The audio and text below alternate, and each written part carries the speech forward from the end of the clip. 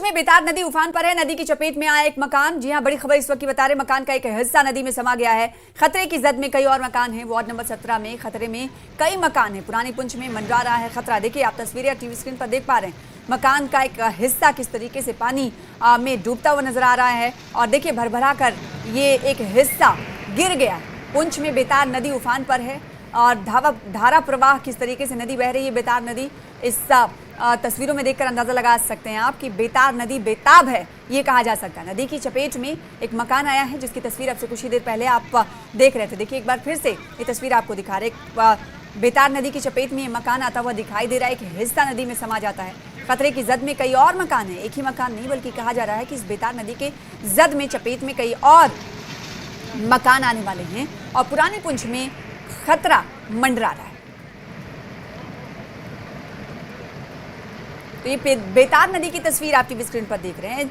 बेतार नदी बेताब नजर आ रही, नदी नाले उफान पर हैं, तो दूसरी तरफ बेतार नदी की तस्वीर से देखकर अंदाजा आप लगा सकते हैं कि किस तरह से धारा प्रवाह जो कुछ भी सामने आ रहा है उसे अपने साथ लेते हुए जा रही है। पुंछ में भारी बारिश हो रही है जिसकी वजह से हालात पूरी तरह से बिगड़ चुके हैं। बारिश की वजह से सड़कों पर भारी सैलाब उतर आया है। सड़कों पर मानो समंदर बह रहा है। पुंछ के मोहल्ला शंकर नगर की ये तस्वीर है जहां पर कई जगहों पर जल भरा हुआ है जिसकी वजह से लोगों को दिक्कतों का सामना करना पड़ रहा है। पुंछ पुलिस स्टेशन जाने वाली सड़क भी डूब गई।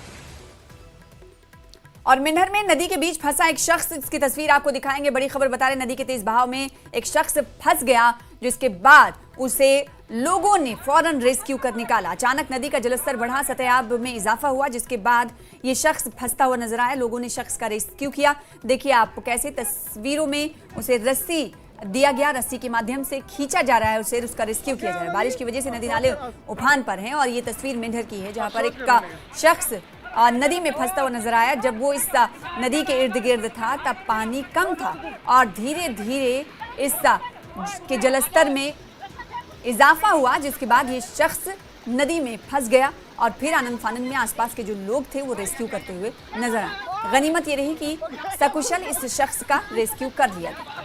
नदी नाले उफान पर हैं।